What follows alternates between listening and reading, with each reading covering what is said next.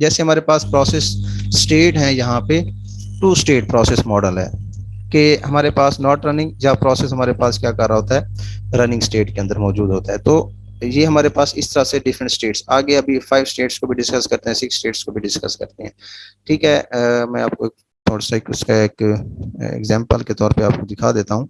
जैसे ये हमारे पास जो है ये प्रोसेस स्टेट्स हैं। अभी हमने पीसीबी के अंदर जैसे इसको हम डिस्कस कर रहे थे, ये हमारे पास प्रोसेस स्टेट्स हैं। जैसे मैंने आपको कहा था कि न्यू पे जाता है, न्यू से रेडी है, रेडी से रनिंग है, एग्जिट है। रेडी आपको एरोस यहाँ पे जो है वो बता रहे हैं कि हमारे प्रोसेस जितनी स्टेट्स हैं यहाँ पे हमारा प्रोसेसर स्विच करता रहता है। अब स्विचिंग को हम क्या नाम देते हैं, अभी हम ट्रेसेस के अंदर इसको डिस्कस करते हैं, बहुत इंपॉर्टेंट टॉपिक है। तो अब लोग यहाँ पे देख रहे हैं, आपको डिफरेंट एरोज जो है यहाँ पे नजर आ रहे हैं। बेसिकली हमारा प्रोसेसर जो है वो डिफरेंट स्टेट्स के अंदर यहाँ पे मूव कर रहा है। तो यहाँ से हम डिस्कस करते हैं। हमारे पास यहाँ पे प्रोसेस स्टेट्स हैं। प्रोसेस स्टेट्स के अंदर सबसे पहले हम यहाँ पे देखते हैं कि हमारे पास स्टेज क्या होती है। सेकंड पैराग्राफ के अंदर देख सकते हैं आप कि we can characterise the behaviour of an individual process by listing the sequence of instruction that execute for that process. Such a listing is referred to as a trace of the process. We can characterize behavior of the process by showing how the traces of the various processes are interlinked. इसका मतलब ये है कि हर process का individual behaviour देखा जाए। अब हमने अभी इस चीज को डिस्कस किया कि हमारा ऑपरेटिंग सिस्टम जो है वो मल्टी प्रोसेसर सिस्टम है, मल्टीपल प्रोसेसेस को सेम टाइम के अंदर जो है वो डील कर रहा होता है। और हमने ये चीज भी अभी हमने डिस्कस की है कि अगर एक प्रोसेस वहां पे चल रहा है तो कोई दूसरा प्रोसेस उसके अंदर इन्वॉल्व नहीं होता, उसकी इंस्ट्रक्शन जो है वो इंटरफेयर नहीं करती दूसरे के अंदर। और उसकी एग्जांपल अभी हमने यहाँ पे देखी, पीसीबी के अंदर हमने देखा कि हर प्रोसेस का एक यूनिक आइडेंटिफायर होता है, और हर प्रोसेस का जैसे एक यूनिक आइडेंटिफायर होता है, इसी तरह से वो एक स्पेसिफिक यूनिक जो है वो सेल के अंदर लोड होता है। तो प्रोसेसेस जो है वो एक दूसरे के अंदर इन्वॉल्व नहीं होते। तो ट्रेस के अंदर हमने एक्चुअली जो है वो हर प्रोसेस का एक इंडिविजुअल बिहेवियर जो है यहाँ पे चेक करना है कि किस तरह से प्रोसेस जो है उसके अंदर जो डिफरेंट इंस्ट्रक्शंस हैं, किस तरह से वो इंस्ट्रक्शन जो है सिक्वेंशली हमारा प्रोसेसर जो है वो उसको एग्जीक्यूट कर रहा होता है। और उसके ऊपर एग्जीक्यूशन जो है वो अब इसका मतलब है सेम टाइम के अंदर अगर हमारे पास 3-4 प्रोसेसेस मौजूद हैं, प्रोसेसर के अंदर मौजूद, रैम के अंदर मौजूद हैं, हमारा प्रोसेसर उनको एग्जीक्यूट कर रहा है, तो डिफरेंट, इसको हम कहते हैं डिफरेंट ट्रेसेस के अंदर जो है हमारे पास प्रोसेसेस जो है वो वहाँ पे चल रहे होते हैं। तो उसके अलावा यहाँ पे आपको एक लिखा हुआ है थर्ड पैराग्राफ के अंदर, addition there is a small dispatcher program. एक स्मॉल डिस्पैचर प्रोग्राम भी होता है जो कि प्रोसेसर को स्विच कर रहा होता है किसी एक प्रोसेस से किसी दूसरे प्रोसेस के अंदर। इसका मतलब है कि एक प्रोसेस को किसी दूसरे प्रोसेस के अंदर मूव करने के लिए डिस्पैचर प्रोग्राम जो है वो यूज किया जाता है, डिस्पैचर को यूज किया जाता है, जो कि इसके अंदर यूज होता है। फर्दर आप इसको डिटेल को भी पढ़ लेंगे, अभी मैं आपको एग्जाम्पल की तरफ लेके जाता हूँ। यहाँ पे आपको जो है 3 प्रोसेसेस नजर आ रहे हैं। प्रोसेस आपके पास यहाँ पे प्रोसेस ए है, प्रोसेस बी है, और प्रोसेस जो है वो सी है। और ये प्रोसेस सारे के सारे जो है वो मेन मेमोरी के अंदर मौजूद है।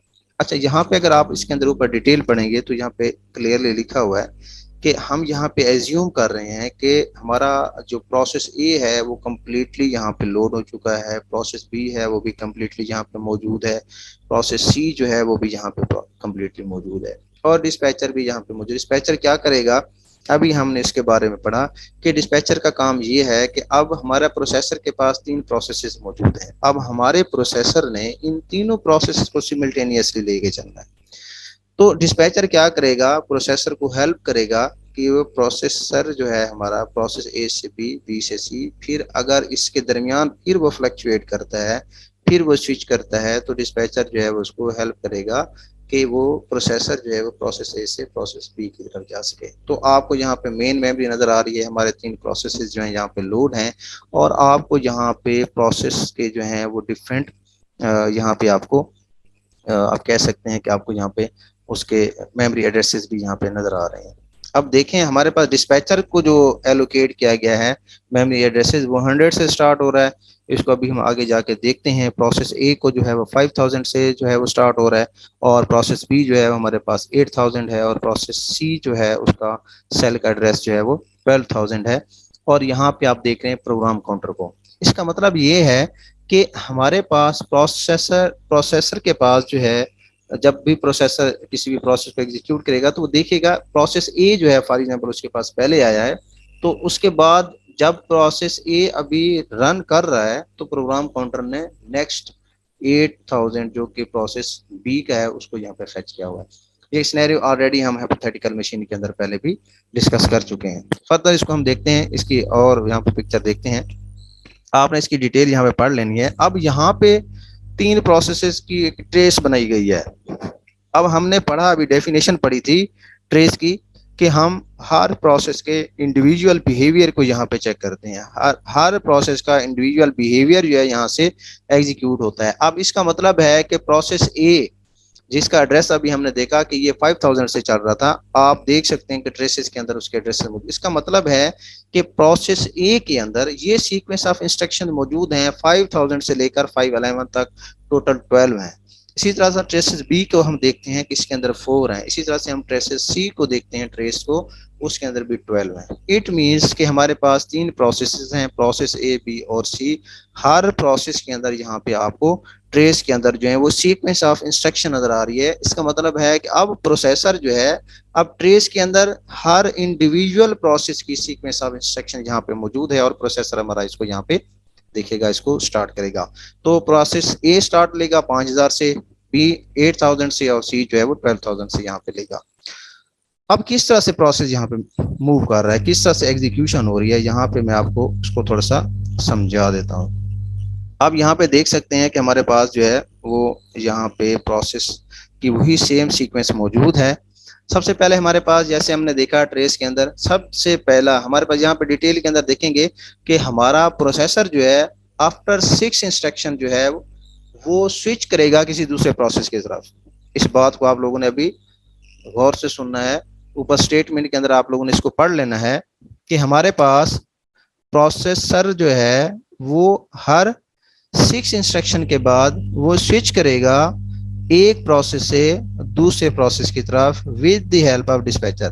ठीक है, डिस्पैचर जो है उसको हेल्प आउट करेगा कि वो वहां से एक प्रोसेस से किसी दूसरे प्रोसेस की तरफ मूव करे। आप यहाँ पे देख सकते हैं कि पहली 6 इंस्ट्रक्शन चली, टाइम आउट हो गया। इसका मतलब है कि जो टाइम उसको दिया गया था प्रोसेस ए को प्रोसेसर की तरफ से वो खत्म हुआ।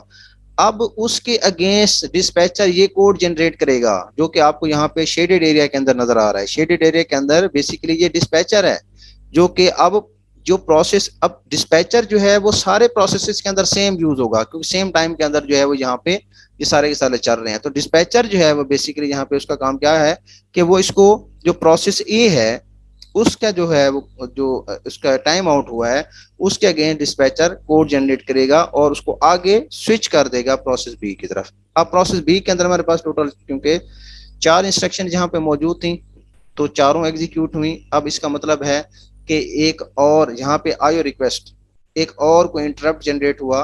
ठीक है, उसके बाद फिर हमने क्या किया, ये तो वैसे ही इसके 4 टोटल जो है वो हमारे पास स्टेट्स थी।